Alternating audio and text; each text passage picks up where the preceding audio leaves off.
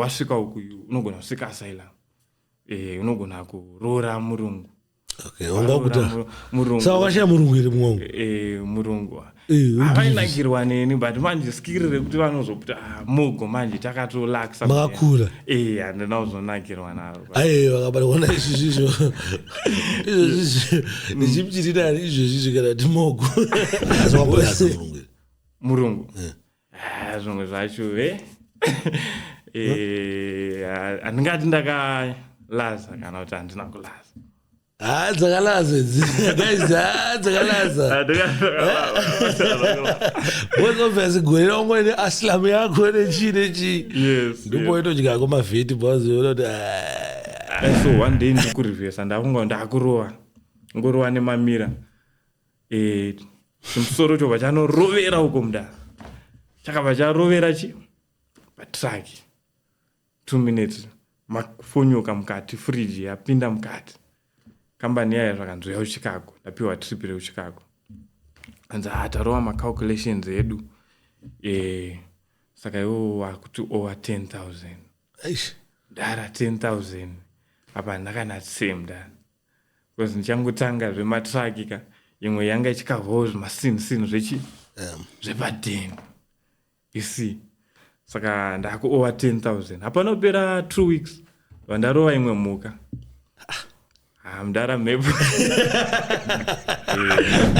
United States haina muridzi ine vanhu vakawanda so panenge pane vanhu vakawanda to choose from kuti kana waida wekuasia mulatino chichi hauzoshaye pako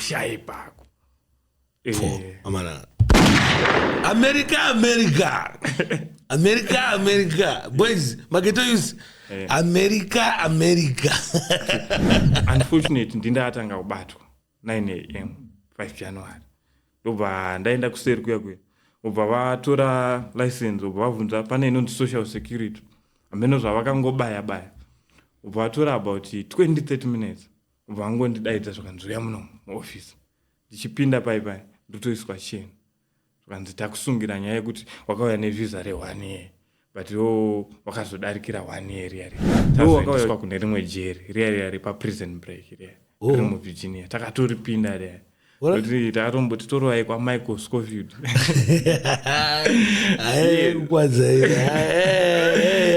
saka tasvika kujeri paipai tobva tagara 2 days tobva tazoendeswa vanhu vaivai vakatenga mawarehouse ubva vachinja mawarehouse kumaitachi madetention center so taigara tiri 1 muzi 1 big room like 100 people zvekuti paunobaya kutoyazi panenge pakavhurika zvekuti munhu anotodarika uchitoita kana number 2 samasina ako hapana kana chakadzoka kana chinonoteera wakana sei mudara zviriko uku hapana tototraya kuti dai kwangosvikawo kana suitcase ndotombotaura netimu kuti dai mangonzwawo kana suitcase because kudzoka kwangu mudara kana foni kana chii ndasina akavita sick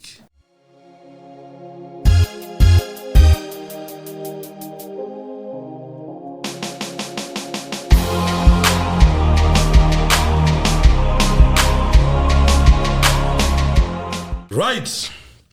Wagwan people, wagwan everyone. My name is DJ Sparks. And nadzoka futi zvekare panapa nenyaya iri different because nanamboyaniwandira kumageto youth but still tine dzimwe nyaya dzine musoro dzinenge dzichiitika mulife medu dzatoda kunzwawo because tine mavision nemadreams edu semageto youth tine kwatoda kuendawo but tinoda information yakazara saka I'm very happy panapa ndina ngwambi ende ngwambi munhu wekuti igeto youth rakatomboenda kuUSA then ibva razodzodzoswa zviya madzoserwa ekuti kwamwe asiri boya bva iri zvitinaro panapa sati zvinoda kuti mbokurukure plus igeto yoiti rekuti mushowbiz ririmo futi pane maskits wobva riri kurova anga achitombondudza panza kunzi Sparks unza nemborepa kunge tigonzerini saka holy patalent panapa saka zvinhu zvakawanda zvakaitika mulife mavo zvatofungidzira kuti takambotaura panapa takashare zvinogona kuti next man aite se anzwewo kana awane ambiro kana ave neinformation yakazara bozona chinhu anoda kuenda kuUSA ndakuenda kuchi asi unogona kuenda ikoko obva wadzoswa saka da kuziva kuti kudzoswa kwakaitwa wanga wapara mhosva here kana wanga wasina because pane zvimwe zvoti ndichisympathize nevanhu vanenge wapara mhosva obva wadepotwa saka nyaya dzese dzita kudzinzwa nhasi anyway muri yeZimbabwe sandawanza kutaura rege tikwerekedze guest muchirongwa wagwana Wagwan DJs. Wagwan. Aiwa, bo zvekudaro. Bo here zvekudaro. Bo. Uri sei upenyu? Upenyu kukweva dovi nestrom da. Saka mawani. Life kukweva dovi nestrom zveshuya. Because especially hafana kaimimi mamatiza stroke akuno kuZimbabwe. Baba dzoka yakakumirirai so yenyu. Takukweva kuti mudara. Mawani. Hakuna level rinorwadza rekuti wanga wamboita sewasumuka. Wadona mudara. Mawani. Because chinchinotyisa mulife kudona. Una ndikonzi kupera kwekwe chinotyisa kana paine maartist akundinzwa maactors maskili ekuti uri kupisa ndika wobva wadona. I think ndo greatest fear in macelebrities kuti amana pandopera umana bo chichaitika ndapera. But inini semunhu akatopera ndo zvinhu zvisisa mandikudzidzisa chimwe chinhu hani pamberi pevanhu.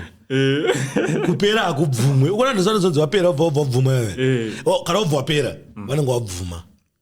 Kupera hakubvumwe because mani kuti zvinhu chinoitika muZimbabwe chandakarealiza vanhu vemuZimbabwe vanonanga kupedza nekuti vanongotanga kuti apera usati watopera iwewe.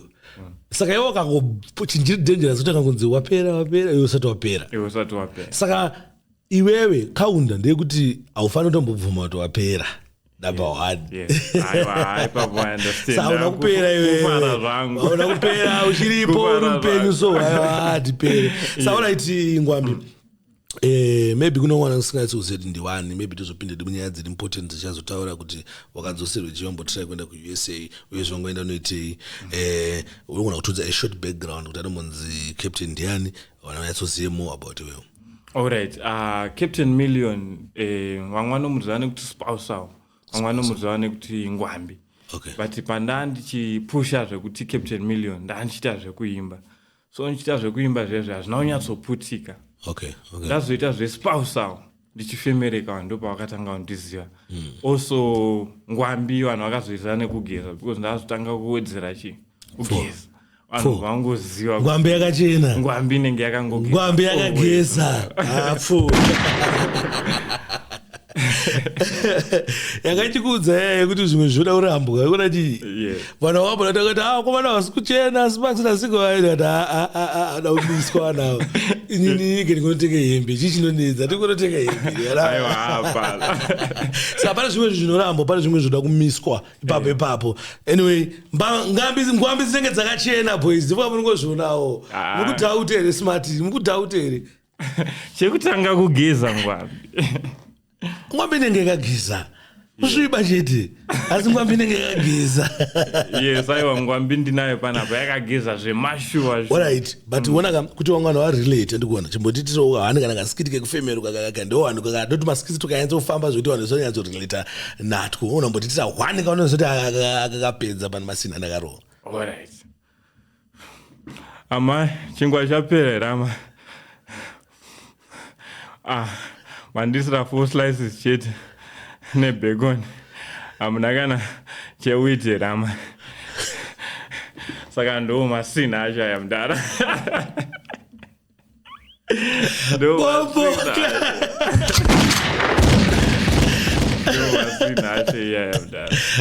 Pakaipa king. Saka chii chakaita kuti muzofunga kutanga kurova ati munorova iwe? Being fair ndakangokura ndiri munhu angori fan uya kuti even pafamily gathering vanhu vanenge vachingonakirwa zvokuti even ndichiri kukura vanhu vaingoti kule madi kuita comedy. So zvimwe zvacho zvinoitika uchingoita uzoona vanhu vakutodaidzana kuti yaimuone zvikuitikwa pano yaimuone zvarava yaimuone zvarava hatisisina kusvava. So zvinhu zvekuti zvakaitika necoincidence. Asi vana murambozviplana kuti ndauzomborwa macomedy kana uchi? Zvandakanyatsoplana was music. Comedy vanhu ndo yavakanyatsokufarira pande. But music yacho here mune instrument iri padhuze apa kuti munambotora kana one? It's been long, pane time. This instrument kana kakapela kana kafumi kana kama 4 lines, right? 4 lines mudara. Zamunongofunga wana ngozvinzwiyo kuti hachi baba chairwa sei? Rega tizame kuti tione kuti tingaimba kuti chii. But pane time. Is it danger? bedroom rules monera tsauro yakwandiri sifemera pamusoro pane time haiko kufemera pamusoro nokuda pane time mudara mandisa pakona but pane time akufemera pamusoro nokuda saka wakurira kupi kwandakakurira growing up ndongoti kwandanyanya kugara kuBorodale.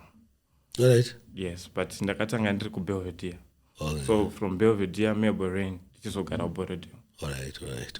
Saka kupfungwa yekuzobuda munyika yanga yabva kupi mama yanotambudzika zvelevel ripi mudhara zvakaitika ndizvo ndanditori kuMSU. Ndiri kuMSU pai ndobva ndandichistuda supply chain. Okay. So upenyu hwakazooma paCovid pai so zvezvekuti ungomuka uri padheni wada kugera uri kungotaura sister ndokumbirawo mari dzakadai so ini ndo pandakazoona kuti Zimbabwe inenge yakuita sei kakundiomera ndobva ndakumbira imwe shamwari yangu yanga ichiroja padheni kuti ungawanewo maways here kuti ndisvike kwakauya ikoko zvakanzi haisi nyaya ndakauya so saka ndakazostuda paspaces kamwe kashort course neICM hospitality. Okay. But apa tatambomiswa chikoro nenyaya yeCovid. So from then ndokutozokwanisa kubuda kwandakaita kuenda kuUS ndalinkwa nemaagents so ndakaenda ndichinoseva murestaurant. Okay. Ndodhira wakaenderewo. Ndodhira ndakaendera. Ndizvarini izvo? Izvi ndezva 2022 from April. From April? Yes. Zvakazoipa papi wewe wakazodipotwa? Mudhara ndasina mapepa pakutanga. Kweyo wakaenda sei? Pandakaenda unenge une 1 visa rinonzi J1. So ndasvika kuya neJ1 ndakazoitawo zvandakaita kuti ndiwane mapepa ekushandisa work permit, work authorization. Okay. So it's more like wasvika uku unogona kusvika asylum. Unogona kuroora murungu. Okay, wangakuta murungu. Saka wakashaya murungu iri mwangu. Murungu. Avainakirwa neni but manje skiri rekuti vanozoputa mugo manje takatolaxa. Makakura. Handina kuzonakirwa naro. Wakabata kuona izvizvo. Ndichimchirira izvizvo kana timogo. Bosi zvemuZimbabwe unoona takatozorowa mogo iwewe. You personally. I know but unenge uchidawo ka true love. Isusu manje takura nevanhu vatema zvekuti ndo atinoti matop soup. Saka manje kana waona murungu haunyatsoona top soup kai. Asi wambolaza murungu. Murungu. Zvimwe zvacho handingati ndakalaza kana kuti handina kulaza. Dzakalaza guys, dzakalaza.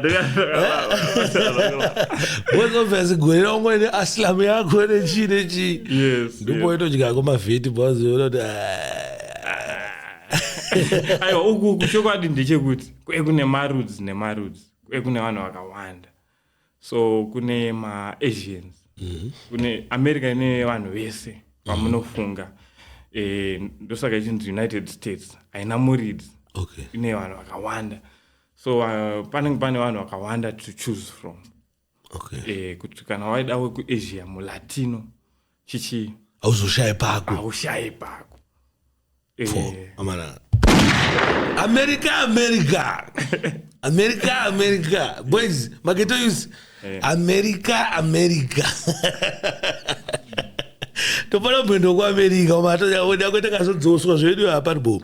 Saka mapepa aya wakazobatwa sei chichakazonetsa. Alright, what happened? Kubatwa kwandakaitwa ndasina mozvo. But hurumende iri kuUS zvavari kuita ndezvekuti havasi kutarisa izvozvo kuti une mapepa here kana kuti hauna paunobatwa pekutanga. So ini ndaya ndichidriva matrucks. I was a truck driver. Wamakazi mabva kuyo kusaving ndangoita only for a year. Okay. Then ndobva ndazotora license rematrucks. Okay. So ndatora license rematrucks ndaimova around US. Like hapana pansina kusvika muUS. I was everywhere. Okay. So this time around I was coming from Maryland to ndichienda kuFlorida but ndaidarika nemuVirginia. So ndichidarika nemuVirginia ndo pandakasvika vakomana veICE vakamira neFBI paWeybridge station. Okay. So zvavanoita vanongoita zvinoita mapurisa ese kuti alright iwewe uri wemunomo here tiratidze license. So license redu maforeigner rakanyorwa kunzi nani domicile. Okay. So my license rakanyorwa kunzi nani domicile vakabva vatoziva kuti handisiwo imomo. Zvikanzi ndaunopaka paseri. Ndobva ndanopaka paseri paipai. Saka ndapaka paseri and it's not like ndakabatwa ndiri one. Okay. Takawanda. Okay. Zvekuti takazadza basi musi wacho. But unfortunately ndindatanga kubatwa 9 AM 5 January. Ndobva ndaenda kuseri kuya. Ubva vatora license ubva vabvunza pane inonzi social security ameno zvavakangobaya. Ubva vatora about 20-30 minutes. Ubva vangondidaidza zvakanzi uya muno muoffice. Ndichipinda paipai ndotoiswa cheni. Zvakanzi takusungira nyaya yekuti wakauya nevisa re1 year. But iwo wakazodarikira 1 year yari. Iwo wakauya uchiti uchagara 1 year. Iwo wakudarikira 1 year. Saka ndo zvatakusungira izvo. So ndakatanga ndasungwa maoko chete. Ndobva ndaendeswa kuseri ndobva ndazobviswa dzedze ndobva ndasungwa dzimwe dzinokubata nepadumba. Ndobva ndazosungwa nemakumbo. So anga atoma 1. Kutanga criminal chacha. Ndakatoita kunge tofunga ndatoputsa president nebullet. Ndo mamiriro anga akaita situation. Saka wakafila sei? Feeling yacho mudara inorwadza because ndatogeza like ngwambi obviously, like always kuseni ndatogeza paipai and ndachitotanga because ndandichangowana kwakune mari company ndandangoshanda only for 2 months. Okay. So kumwe kwese kwandanchimboshanda uku ndandichiena zvangu but uku sometimes I would make like 5,000 a week. Okay. But now this time around ubva wangosungwa apa ndopa ndototi gore rinerika ndogona kubhadhara kasitendi kakatopera ndochitanga kuvaka. So I only had like 2,000 in my account. Saka ndichitobva futi kuChristmas vacation kuNew York neboys tataronga chichi my father tichifadaya so titobva kuNew York timu rangu rakati isusu wangu tikumbosara because ine mafamilies nene handina. Ndakati ndine urongwa because pane chiproject chandachibhadhara kuno. Ndakati ndigare ndabaya so that ndotanga masavings angu samari panodziya chichi ndozodii because idream kana uri kuti dai ndangowanawo something kumusha chichi. Saka manje paunotanga kufunga zvese izvozvo nemamwe mamisfortunes andachimboita it was a lot like zvandachimboface ndiri ikoko. So unotanga urwadziwa manje kuti so life iri kuenda kupi, mwari pangu chaipo ndepapi, because kwese kwandiri kubva uku pane zvimwe zvandisina kuexplaina mukati umu. Ndamborovera pane rimwe gonyeti wait I think nisishuka so wait wamborovera uda kuti muchimbotsanangura like mangoma 1 like zvangoita kuti zvoni like pane zvimwe zvanendisangana nazvo wozosangana nezvipi zvimwe zvaisangana nazvo kuAmerica iwo zvekuti wakaenzana kuti hapana paihora because tinofunga kuti mimi kana maenda kuAmerica ndika mhepo hakusisina hadzisati distance over speed ka takanokalculate takati aiwa fair ndeyekuti ndopanototanga mhepo man. Paunotanga kunyatso kubata something kana kusumuka mulife ndopanotanga kuona mhepo. Because inini I remember first of all kutora license remagonyeti kuAmerica is zvakawanda zvekuti aungoritore. So I paid like 6,000 yandandasara nayo pa first year. 6,000 nditore license regonyeti. But ndabhadhara that 6,000 yaya zvinhu hazvina kunyatsofamba zvakanaka. Ndakanzi ndiri kumhanya muyard like ukuita over 15 miles saka iwo watofoira. Saka which means 6,000 yatoendera mahara. Ndakazovafonera because ndaifanira kuenda havachadaire foni because vatoti tsaga tatoita setomurova mari.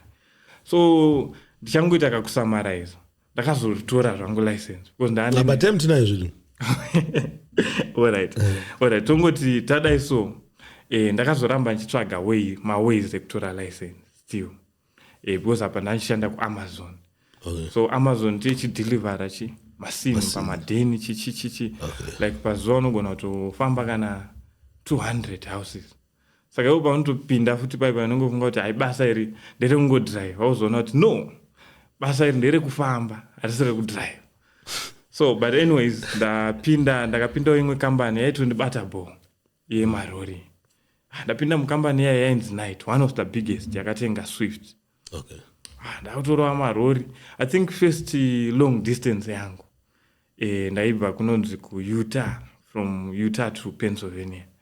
Mudhara mepu yobva yangoti pasara 6 miles yobva yandipinza mune rimwe gomo mudhara rekuti rasina kana network. Pinda mugomo muya mudhara pane varungu vaitongwaikawo ndovakazonteera vakanzi tatisaya kukustopa kuno kwakuendwe but hausiri wekutanga kudi kuuya nerodhi ine kati abo haisi nyaya zvakanzi but garachi mutraki because kune muka unogona kuatakwa. Sandotaura kuti time yazvakaitika was around 5 p.m. vanhu vakazonofonerwa neland vakasvika around 10. Ini ndakazopabva kuma 2 a.m. but vachiedza kudhonza truck rariya rimwe zimuti rakabva ranorova trailer mudhara yakatyoka nepakati apa first long trip rangu ende handizondozviexplaina sei kukambani kuti ndo mawana aita sei aitika. Mudhara hana yangu yairova mudhara because zvasa zvamboitika kwandiri ende panoitika something netruck. Wanopinda paiyo irodhi wakapinda nayo kamukoto. So zvinoitika kuAmerica wakarasika une gonyeti unogona kutoerekana tumarodhi twedu twekumamisha utoona hakuchateneke kana kuti something like that. Vato mugomo trailer ichatodhonzeki.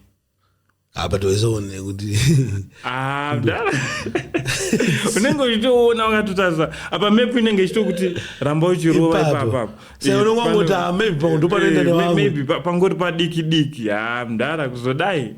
But I was lucky now because company iyi yanga iri big enough to handle the insurances. So vakangondifonera chakaitika chichichi zvobva zvakavhika. But pane yandakazoendawo ndadaidzwa naBhururu. Vakanzi kunokuita manake totowana ma 2,500 per week. Ndakati nemari mudhara kana stand kuZimbabwe because unenge uchingofunga stand. Ndogona kutotenga stand kuZimbabwe ndakadii. But ndakamboramba ndakati asandane experience because during that time I only had like 3 months experience. Okay. Saka ndakatomboramba ndakati wangomira ningobuilda. Some first wandachitamba naye during this time manje anga ane pressure. Una paycheck rangu ira ndobva ndatoratidzwa paycheck mudhara svika ndazongoti but hey rega ndingoti ndobaya but ana calculate risk because company yanga ndiri inoshandisa nonzi W2 saka inenge ichibata mataxes yabata mataxes ine mainsurance futi ekuti wakaita zvandakaita ndichipinda mugomo zviya inozvikavha. Uku kwandiri kuenda hakuna zvese izvo. Uku one hausi kubhadhara mataxes ehurumende unofanira kuzomabhadhara pakupera kweiye wacalculate kuti wakaita mari. 2 uku hakuna insurance. Saka insurance tinongoreva kuti wakarovera zviri kwauri you have to pay that amount wega. So ndakabva ndasvikawo uku 1 week company yanga iri kuChicago kwira pai mudhara ndasvika ende uku hautombotrainwa yandabva unotombotanga watrainwa wanzi unogona uku nongonzi rori hautopiwa trip. Mudhara dai so one day ndiri kurivhesa ndafunga ndakurova ngorova nemamira chimusoro chobva chanorovera uko mudhara chakabva charovera patraki 2 minutes mafonyoka mukati fridge yapinda mukati. Kambani yaya zvakanzi uya kuChicago ndapiwa trip rekuChicago anzi tarova macalculations edu saka iwo wakuti over 10,000. Mudhara 10,000 apa ndakanatse mudhara because ndichangotanga zvematraki imwe yanga ichikavhawo zvimasini zvepadeni isi saka ndaku over 10,000 hapanopera 2 weeks vandarova imwe mhuka mudhara mhepo mhepo dzacho mudhara America yakakurapa mudhara ndakutonzi ndaku over 15,000 mudhara wakamboita upenyu hwekuti hauchisina apartment rauri kubhadhara usiri kubhadhara any apartment but uri kuover nezvikwereti and iwo hauna yako yekudya apa unogara murori kusaigara murori saka zvese izvi zvashingoitika. One of the days mepu yobva yandirasa futi ndati from Chicago to New York ndapiwa trip. So from Chicago to New York kuti uende zviri close, like close unodarika nemucanada. So inini mepu iya inaundudza kuti uchadarika nemucanada. Naangorika ndapa border reCanada zvakutonzi no turn around. So tidai yanga iri nguva yaTrump mudara ndopandingadai ndakatodzoswa ipapo panguva iyo. Saka ndaifanira kunge ndakatodzoka ipapo. Kwamuka wakairwa sei chii chakaitika mawane kurwa muka akaita sei kuAmerica? Mudara ndaitofamba 55 miles nehour. Ndaisatombomhanya. Chimuka ichi chakatosiya mota yanga iri pamberi. Chobva changouya pamberi pangu so it's like handina kutoirowa zvine panchi zvokuti inini ndakaafectika, but yakauraya fenda nekufront kwese kwerori mudara.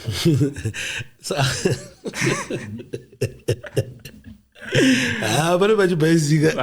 Vaibhaizika. Mira ndikudze inyaya yakazoitika mudara. Imwe nyaya yakazoitika ndeyekuti ndakazosvika kukambani ukaona kuti masina ndakuowawanda. Zvakanzi wangu tada kuti ubhadhare masina but kutongosiya basa zviri nani. Ungobaya kuwedzera kuuraya masina. Hatina chikwereti chingobaya mudara. Saka unazokavha chikwereti chache? Chikwereti chache hazvinazotombokava. Saka ini ndakatombofunga ndakati achirega ndisiye zvematraki zvandiramba kana ndidzokere kana muke kana something. Iri basa harisuta sei? Harisi kubuda. So mudara panga pane zvaitika zvakawanda mudara. Alright. Guys, indichiterera nyaya. Paipa tinangonzwawo zvimwe zvaisangana nazvo kuAmerica. And isi tichifunga kuti maybe munhu akaenda kuAmerica akaenda kuCanada mhepo hadzisamuteere afree. Saka ini pari pamwe pekuti tine information isiriyo. Ende tina achiti no padangodhamwa achifunga kuti kudhama ichi idhiri but kunangewo maitikireta zvizva kudzinganza mhepo hadzisi mhepo here. Mudara. Kana kuti incident yekuti zvengoisangana. To be fair, handinyanyoda kubheliva kuti mhepo chichichi. But pamwe pacho hauziziva kuti zviri normal. Kusipesa apa pangoti kasini. Daibva ndafonera mhomu. Ndidai mambondinamatira. Hey, masina asita sei? Asikufamba. Because timu kunokure chitoti mwana wedu aenda kuAmerica. Takwanisa wana zvimashuga chichi. Then utozoona mwana ari kuAmerica aritoita kunge ada kututumirwa imwe mari kuti atombotengawo kana vaseline. Hapana pachibhaizika.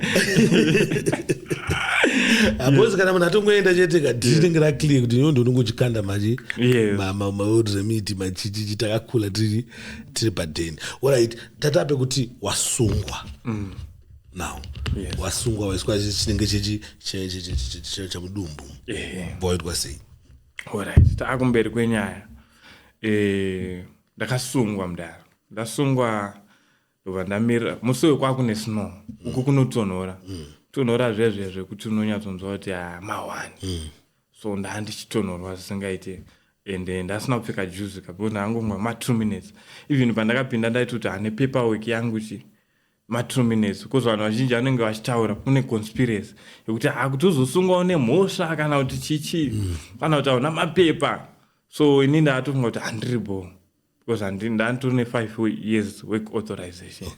Ende ndachangobva kuirenew.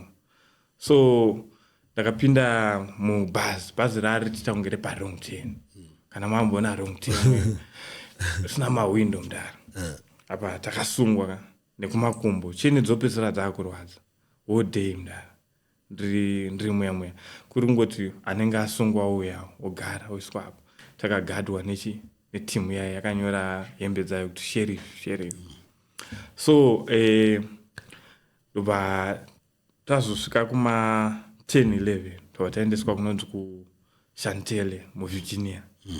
Kwekusina kana gumbeze mudara. Apa hatina kana kudya whole day. Tasvika kuya kuShantelle kune avanoti vanomati machiko. Zvimwe zvimasini so zvavanodya so. But izvo zvaita kunge zvakaora zvine beans dzaita kunge dzakashisha. Zvekuti even une nzara uchipedza chinhu ichocho. Unozongodya zvingorarama chete. Takatombotira zvekurarama takaona kuti kana tichifa rega tichingofa. Mese munhu wese mudara zvakasiwa zvakati ndanda. Saka nekuZimbabwe mamurongani? I was only one. but mamune vamwe kuCameroon, vamwe vekuHaiti, vamwe veku Mexico, vamwe veku patakasungwa mamune vamwe vekuRussia, vamwe vekuUkraine, vese vanga varimo neTurkey. So pamakawanda wanda but tasina kana kumbeze during manheru esaya takarara chitonhorwa mudhara pane pandakambotarisa mumwe mudhara so akaisa maoko mukati mehembe akadai so chitonhorwa mudhara kunonzi majeri ikoko kati bho zviri bho kana chingosungwa. Alright, apa kana muchibatwa muri kutobatwa zvezviya zvekuti vada kubva vaita kuti utoita pfungwa yekuenda usaite pfungwa yekuti I will fight. So iwo ubva watoona kuti kusina mai akuendwe. So wakabva watongotitira level rekuti kusina mai chi akuendwe. So vanenge vachikubata irafu pakutanga pesa. For example apa nyangwe makadii mururadzoonza muna basa chamusingazoite kurohwa because hamusi kuramba. Asi wakada uramba manje unotoputiswa utomborohwa. Saka isusu we're very humble. Very humble because hanya dzekurohwa dzisiripo. But anyways, tabatwa paipai ndobva taenda kunonzwi tazoendeswa kune rimwe jeri riya repaprison break riri muVirginia. Takatoripinda riya kuti takatomboti toroai kwaMichael Scofield.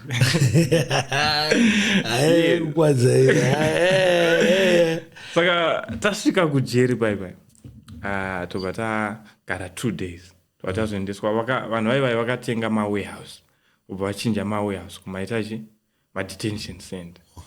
So taigara tiri 1 muzi 1 big room like 100 people zvekuti paunobaya kutoyaza panenge pakavhurika zvekuti munhu anotodarika uchitoita kana number 2 zvekuti pane rimwe zimupesera ndaitamba naro rekujamaica raizoti toman ndiri ndakagara zvangu panumber 2.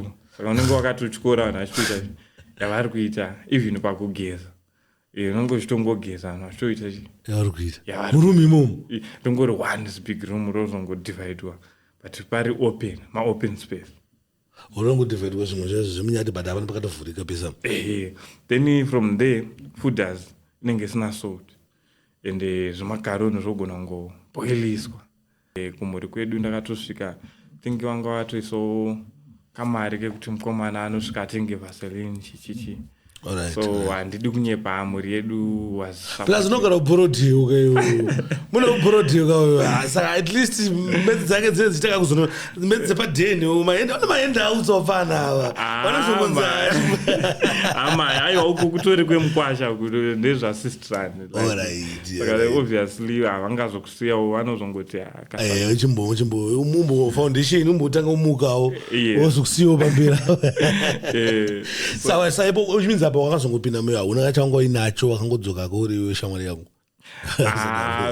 Pafee ndakadzoka ndakasviba mudhara ndine rimwe trouser zvezvo tinonge wangopfeka uchingoti ndezvemurori handingabva ndachena murori. Samasina ako hapana kana chakadzoka kana chinonoteera wakana sei mudhara zviriko uku hapana tototraya kuti dai kwangosvikawo kana suitcase ndotombotaura netimu kuti dai mangounzawo kana suitcase because haakudzoka kwangu mudhara kana phone kana chinda handisina. Akakuita sick. Akakuita sick. Hey. Pakabhaizika. Saka asi hapana cha ino nyika yedu sha ufie fokoro sha aisiya ino nyika yedu kaboys ufie fokoro kamuno hapana munomita unoita famba ngokada budowadayo ufie fokoro inyika yedu ino yandika sapa makuita sei now mam Zimbabwe ma plans enyinde kuita sei because atizongoti zvakaoma tazvinzwa zvamakasangana nazo so mukurongei mukuru wangu.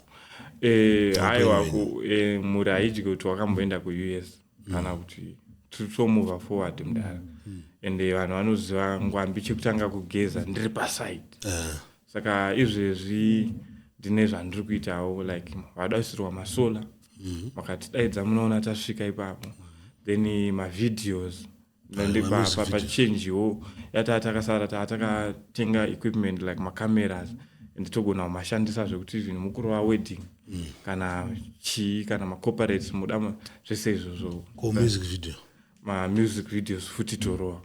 Alright. Yes, so ndo zvinhu zvatiri kuita so far nekungotiwo paunenge wangozonziwo wadaidzwa kunzi uya kuti umire kana pafunction pedu kana MC because especially vanenge vachida zvekugeza vanoona ngokuchuzawo. So yeah, things like that. Alright. Sando maplans aripo. Yes. Alright. Saka ndoda kubata sei social media dzakanzi chini? Social media dzakanzi Captain Million from Instagram, TikTok, Facebook, YouTube. Okay. Yes, Captain Million. Then vanenge vachida vamwe email miltonchiuri@gmail.com. miltonchiuri@gmail.com. Chiuri.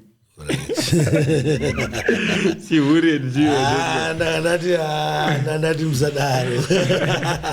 Yes, so msadaro. Yes. Alright, aiwa hapana chakaipa. Guys, ande no follow wachi Captain Million pa Instagram, pa TikTok, pa Facebook. Munoona mawekisa vanonga vachiita, vanonga vachinakirwa, vanonga vaflexa zvavo but unoyanza kuti ano panapa pari kunakidza panapa. So guys, ande tino subscribe nekufollowa zvinhu zva Captain Million. Amene mune zvimwe zvinhu zvamungade kungoudzo team renyu rinenge chikufarira inono masini enyu chichi team lesenga isina information yekuzoti makadzingirwe izvi life yekutitewo sei kuAmerica.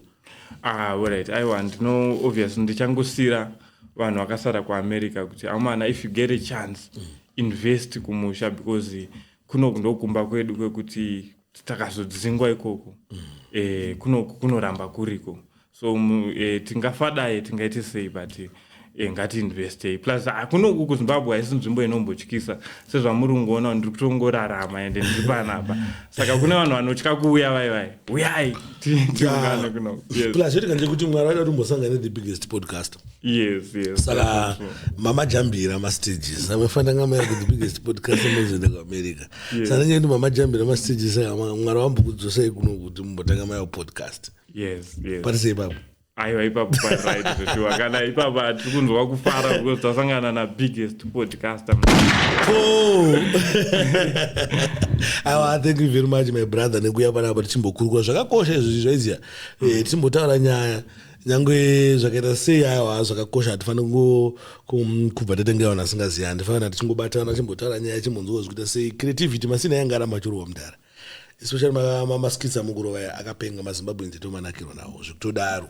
Yes. Bozi zanga atatona ini ndinenge chitinga saiduku chibaba ichabva kudheni kunonga saka chichine hora nechikafu andika uko hachisi kuziva mabhajeti acho tichiitoona toona pamwe ndozvitogona ngezvitoitika ikoko waiziya saa atitengera rakaipa muguru musarisiye rakatoipana nhasi but mune makuzongoito kuno kuroshanda tinawo futi vanhu vanodaro uru aiwa bodara aiwa tiri kunzwisisa nyaya. Aiwa thank you very much makaipa king. Aiwa thanks so much dara. Right mune Zimbabwe nefunga manzwa interview ino yanga ichinakidza zisingaite pabatwa zvinhu zvakawanda information dzakasiyana-siyana dzichiitika because mumwe munhu anenge atori no izvozvo saka unofanira nguva careful kana usati wabatwa uchimbogrinda uchiziva kuti unoona kubatwa one day ukadzoswa padeni. Nefunga manzwa mashoko echenjedzo anga achitaurwa pekuti kumana kana muchinge maona something muri ikokoko itai muchiita something padeni because kunoku ndokumba kwenyu hakuna zvamunoitwa kunoku isi titori padeni ifefokori kunoku hatina zvatotya titakakula tichita zvatoda saka kana muchinge uri ikokoko usati wabatwa ziva kuti vamwe vakatombobatwa saka unonyatsoshanda nesimba. Chakatanga ndochakachenjedza baba makaitwa exam tough luck vamwe zvogona zvatomiswa unoziva no hatichadi kuti ndogona kuperera pauri pamwe pacho even panhamo unogona kunzi sadza raperera pauri zvinhu zvinowanika but still kunenge kusiri kwako which means iwe success yako itori kunoku Mwari anenge achitoziva kuti haya umbosanoiti wako but madhiri ako chaiwo ari kunoku saka inisa Prophet Spark ndinogona kukuprofita unotenda here? Ndinotenda muno wangu. Alright, ndifambe naro. As I was in the realms of the spirit. Yes. Ndaona manake. Aiwa tinowana. Manake munyika ino.